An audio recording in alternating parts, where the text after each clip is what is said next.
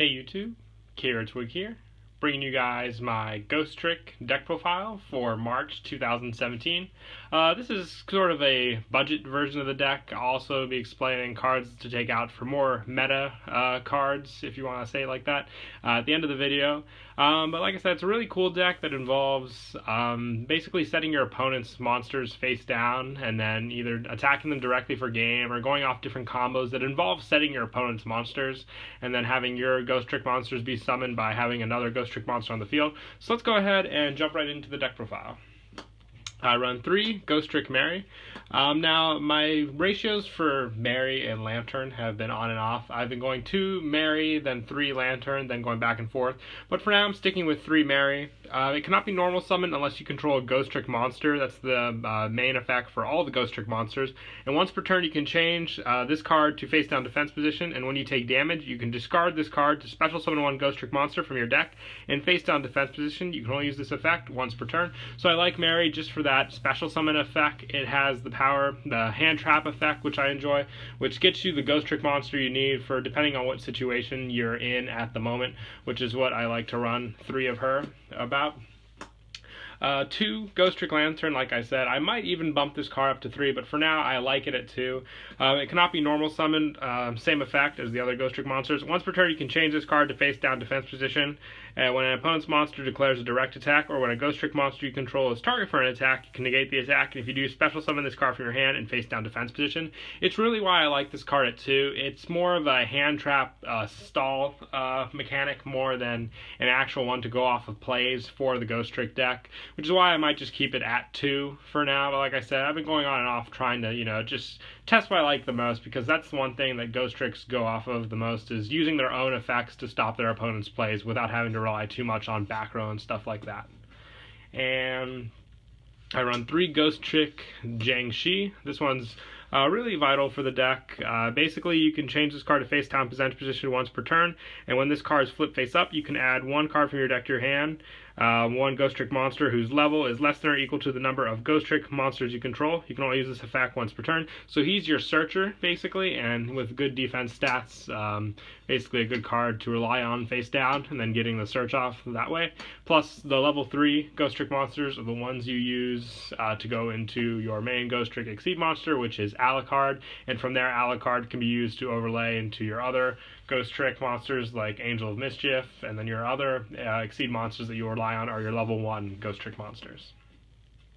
And I run 3 Ghostrick Jack Frost. This is basically you change this card to face down present position, once again like all of them. When an opponent's monster declares a direct attack, you can change that opponent's monster to face down defense position, and if you do, special summon this card from your hand and face down defense position. So it's basically a reveal effect for the Jack Frost, then you stop that attack and get this card out. So meanwhile, you're setting your opponent's monsters to make use of with your field spell, and also getting your Ghostrick monsters on the field since they can't be normal summoned regularly unless you already control a Ghostrick monster. And I run 2 Ghostrick Spectre. This one is when a Ghostrick monster is destroyed by an opponent's card effect or by battle. With the attacking monster is sent to the graveyard, you can special summon this card from your hand and face down defense position, and if you do, draw 1 card. So the draw mechanic and the level 1 Ghostrick monsters are really good for the getting out Ghostrick Dullahan, which is your basically, in sense, Gale the Whirlwind, which halves monster attack points. So getting out your level 1s quickly with these cards also helps to get your Exceed summons off. And 2 Ghostrick Doll. With this one, it basically has the same effect of the defense position, and when this card is flipped face up during the end phase, change as many face up monsters on the field as possible to face down defense position, and then you can special summon 1 Ghostrick monster from your deck and face down defense position whose level is equal to or less than the number of monsters flipped face down. So I like it for the end phase effect for retaliation against your opponent, and then another search effect. This one's a special summon one. So like Jiangshi, she has that level effect, but unlike Jiangshi, she special summons it to the field, so you have that to go off of. And once again, like I said, with this deck, you want to make the use of getting out your opponent's monsters face down as fast as possible. and 2 Ghostrick Witch. This one, basically with this one, you can, once per turn, target one face-up monster your opponent controls, change its face-down defense position. Just 2 of this one. It's a simple effect just to, make use of if your opponent has any monsters on the field that you need to take care of during your turn. I like her for that situation. Been going back and forth. You can search her out, which is why I might bump her down to 1, but for now I like the 2. And 1 Ghostrick Stein. You can, when this card inflicts battle damage to your opponent, you can add 1 Ghostrick Spell or Trap for your deck to your hand. You can only use this effect once per turn. 1600 attack, just 1 though, once again for that search effect. The search is nice, but there's not too many times that the effect will go off consistently, which is why I just like to keep it in there as that 1 of. Same for Ghostrick Yugioh. When this card is destroyed by battle and sent to the graveyard, you can change the monster that destroyed to face down position, and if you do, it cannot change their battle position. So it's more of a lock effect, and it's kind of situational, so it's one that I just want to plan into with this card, so my opponent can go off of that method there, basically. And that's it for the monsters. With this version, I'm going for a pure Ghostrick deck. I've seen a lot of different variants, but like a lot of my deck profiles, I do try to keep pure just because those are mostly the easiest ones to build, and you make use of the monsters effect also. For spells, I run 2 Ghostrick Mansion. This is your field spell. Monsters cannot attack face-down defense position monsters, but can attack directly if all monsters your opponent control are face-down defense position, and all effect damage and battle damage inflicted by monsters other than Ghostricks is halved. So this is the card I was talking about that allows you to hit with your Ghostricks directly when you get all your opponent's monsters set face down. Make use of this field spell. It protects you from big damage also if all yours are set, but like I said, once you learn this deck combo-wise, you'll be able to make sure you don't have any of those situations in which you're giving your opponent the benefit of attacking directly too much. Other than that, you're all set to go with the field setting on your opponent's side of the field, because then you don't have to worry about their monsters. You just bypass them right up for the direct attacks. And also 1 Ghostrick Parade. I find it weird that the Ghostrick monsters got 2 field spells, but I run 2 and 1 just because Mansion's a little more needed. Parade's just there basically for the same effect. They cannot attack face down defense position monsters, but can attack directly. And your opponent takes no damage when an opponent's monster declares direct attack. You can add 1 Ghostrick card from your deck to your hand. So it's more of a searcher card, this one, which is also why it's the 1 of. With the preference of what to run, I run the 1 Terraforming just so I have the option of what to grab at the time. I like to also attack 1 Book of Moon just for the set effects.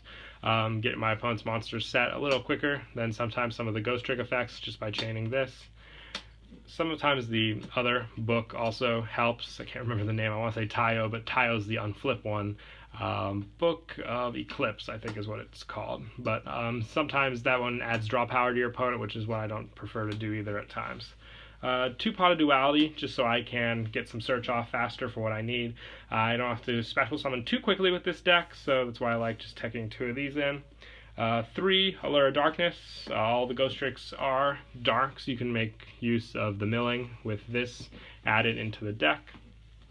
And 3 Mystical Space Typhoon. If you want to try, I like the MST in this deck, mostly because you don't keep hand consistency too much, and dropping for Twin Twister, yes, does pop you 2 cards, but in turn, you do get also the Ghostrick monsters in the graveyard to use with some of your other cards. But, like I said, it's more preference there. If you want the Twin Twisters in, go ahead and give it a try. But if you have the MSTs, you can also try those also. And then for traps, I run 2 Ghostrick Break. This is a special summon one when exactly 1 face-up Ghostrick monster you control is destroyed by battle or an opponent's card effect and sent to the graveyard. You target 2 Ghostricks in your graveyard with different names from the destroyed monster and special summon them in face-down defense. So this is more of a special summon one for me to get my field swarming.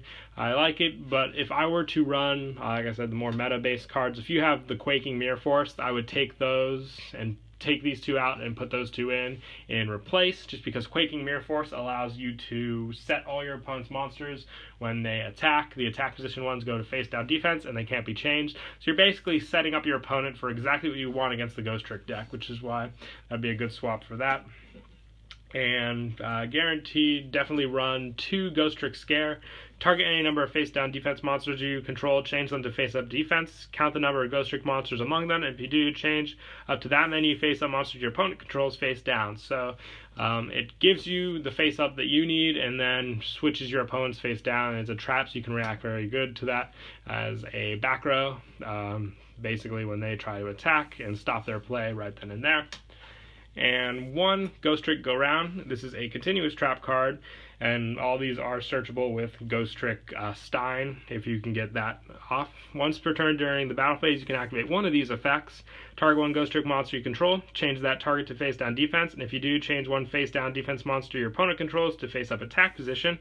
Target 1 face-down defense monster your opponent controls, change that target to face-up attack, and if it is a Ghostrick monster, change 1 face-up monster your opponent controls to face-down defense. So it's basically the combo play that lets you switch around your monsters more than you would able to normally with, like, say, a normal summon or something like that. So I like to run the tech 1 of that. And 1 Ghostrick Vanish. You reveal 1 Ghostrick monster in your hand this turn. Ghostrick cards you control and face-down defense monsters your opponent control cannot be targeted or destroyed by card effects. So once again, another indestructible card just to tech in to protect your monsters. And to finish up the traps, I run 1 Solemn Warning and 1 Bottomless Trap Hole. These cards, though, would come out for Floodgate Trap Hole, which is another set card, just like the Quaking Mirror Force. When you summon, you set them face down. It's much more oriented for this deck, but like I said, for more of the budget players that can't afford that, if you have it, use it, but if you don't, these are the substitutes that I recommend for that deck. And then for the extra deck, I run 2 Ghostrick a la carte. It's your opponent cannot target any other Ghostrick monsters or face-down defense monsters for attacks, and you can detach 1 from this to target a set card your opponent controls, destroy that target, and then target 1 set card your opponent controls, destroy that target. You can only use the effect of a la carte once per turn. If this card is sent to the graveyard, you can target 1 other Ghostrick card in your graveyard and add that target to your hand. So he's a good recycle card in full. Also, with the use of a la carte, if you have Swords of Concealing Light and don't wish to play Mystical Space Typhoon, you can take that out for that card as well, since it helps by setting cards that are already on the field. And 2 Ghostrick Dullahan. I already stated before, this is the one that lets you half your opponent's monster's attack with this card. And if this card is sent to the graveyard, you can target Ghostrick in your graveyard and add back to your hand. So the same use as a la carte. And 1 So Cute Boss. While you control another Ghostrick, it has the same effect for attacks. And basically, when you can detach 1 XYZ from this card, then target 1 face-up monster on the field with attack less than or equal to the controlled attack of all Ghostrick monsters on the field, destroy it. And if you do, that monster zone cannot be used as long as this card is in your Ghostrick monster. So it's kind of a trolly thing with Link Summoning coming out, that you have a card like this. If by the time you get that play off, it might be pretty funny. We'll see how the rulings go with that card as well. Ghostrick Angel of Mischief. This card can be overlaid using a Ghostrick XYZ monster except for herself. The fun thing with this is when you get 10 Xyz materials on this card, you win the duel. But it's rarely rare that happens. But the other effect is you can detach 1 from this to add 1 Ghostrick spell or trap from your deck to your hand. So it's kind of a quicker card than Stein, which is also why I like running her more than Stein. But like I said, it's good because it's just an overlay you can do, and if you can ever stall out long enough to get the game win, that's also another fun way to win. Also 1 Downer just for the overlay effect as well with her. 1 Grand Pulse, 1 Mech-Whipped Engineer, 1 Break Sword for the destruction plays, Levier to get back the banished cards, 1 Lionheart just for the power boosts, 1 Gachi Gachi, and 1 Giga Brilliant. The 2 cards I didn't have in the extra deck that I would recommend running to probably take out the Giga Brilliant and the Gachi, would be the Sky Cavalry Centaria and Utopia Roots. Just 2 good staples to have in this deck for mini Xyz to use. But yeah, that's it for the deck profile. I hope you all enjoyed the video. Please don't forget to like and subscribe, and Kira Twig out.